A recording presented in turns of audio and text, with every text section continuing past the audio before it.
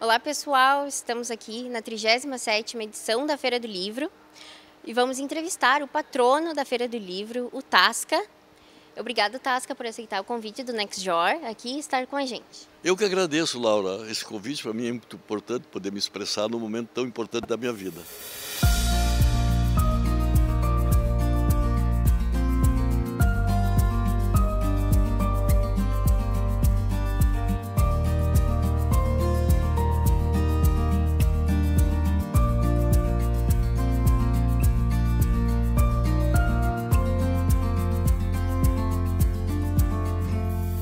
Tasca, eu gostaria de saber o que você pensa sobre as pessoas que dizem que hoje em dia vivemos numa ditadura, como era antigamente, e como você vê essa opinião deles e como você acha que a literatura, com eles lendo a história do país e da ditadura como um todo.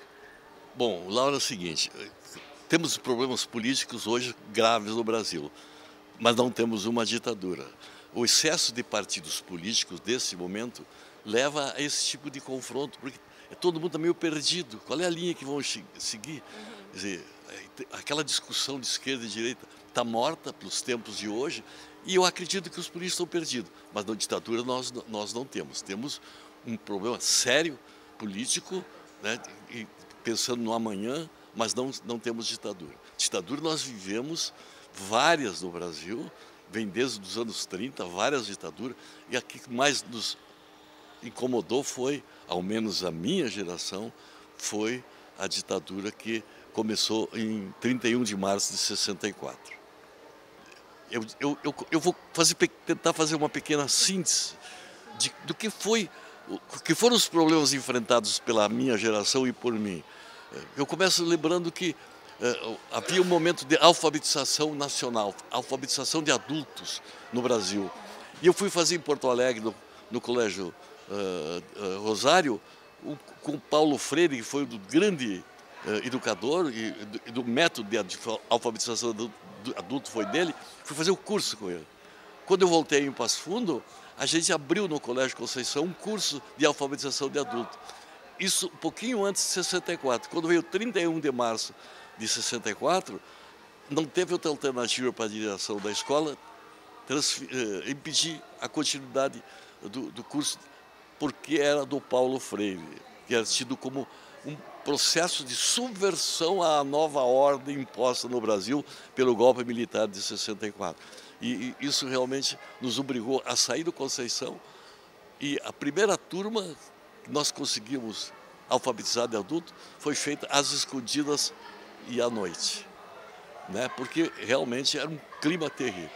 E aí, quando mais adiante a minha vida ficou sendo muito, eu diria assim a expressão que alguns não gostam, infernizada, porque eu tive uma ação muito grande no movimento estudantil.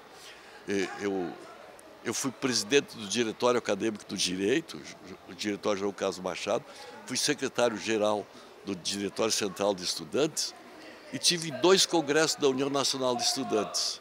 Nesse período, houve uma efervescência muito grande que vai de 66, 67 até 68, quando acontece o grande congresso da União Nacional de Estudantes. E o segundo, eram 5 representantes aqui de Passo Fundo, né, que do Rio Grande do Sul talvez seja a universidade que tinha maior número de representantes, e uma universidade pequenininha tinha 5. Nós fomos enquadrados na Lei de Segurança Nacional. Isso infernizou a minha vida por vários anos, porque eu não podia fazer nada. Eu estava em curso da Lei de Segurança Nacional. Eu era uma ameaça à segurança nacional. E aí tive que desistir de várias coisas, e aí que eu fui para o jornalismo. Tasca, como você acha que o jornalismo e a literatura formaram você como pessoa, que fizeram você evoluir e ser quem é você hoje? Eu diria o seguinte: na circunstância que eu estava, um jovem metido, né? Eu tinha uma atuação típica da juventude, 18, 19, 20 anos, nessa fase de uma ditadura.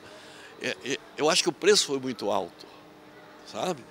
Porque eu não podia estudar, porque eu não pude ficar em Porto Alegre onde tinham me transferido do direito, eu vim para Passo Fundo, aqui não podia pedir matrícula.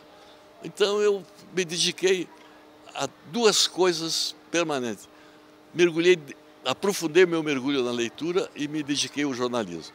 Houve um período de atuação minha, lá nos anos 70, que eu trabalhava para o jornal O Nacional, fui editor do Jornal Nacional, chefiei nesse período a sucursal da Companhia Jornalista Caldas Júnior, de Porto Alegre, e fiz freelance para o jornal Indicador Rural do Rio de Janeiro e atendia matérias especiais dos grandes jornais de São Paulo e Rio.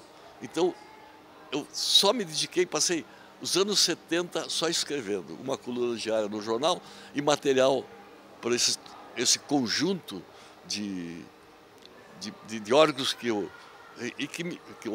representava e que me deu chances magníficas de, como um jornalista do interior, eu acabei ganhando um prêmio S de jornalismo por 100 anos de desmatamento no Rio Grande do Sul.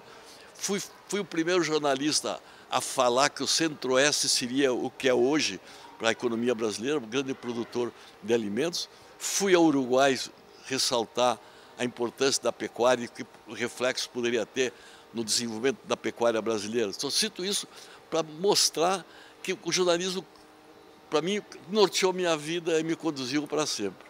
E nesse período, eu fiz matérias especiais em perto de 100 municípios desta região, algumas coisas incríveis que aconteceram, e quando eu conto alguns não acredito. Então, essas coisas desse tipo me movimentaram e eu diria assim, eu vivia, tirando as poucas horas de sono, 24 horas por dia fazendo jornalismo.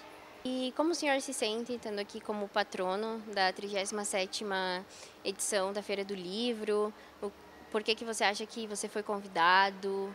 O que fez eles te escolherem assim, para esse momento? Olha, eu sinceramente, não é falsa modéstia, eu não imaginei que o dia poderia ser patrono da Feira do Livro de Passo Fundo.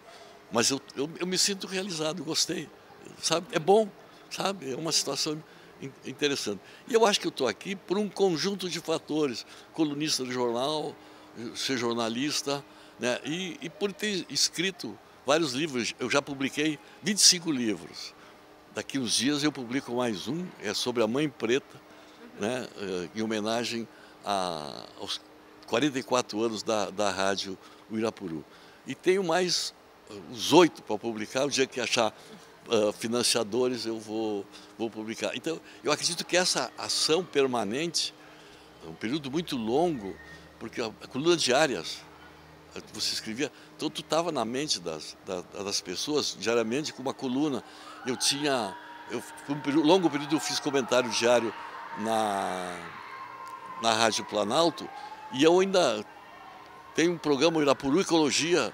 Então, meu nome está em evidência. E eu escrevo muito livro, acho que foi uma decorrência natural. Eu estou feliz.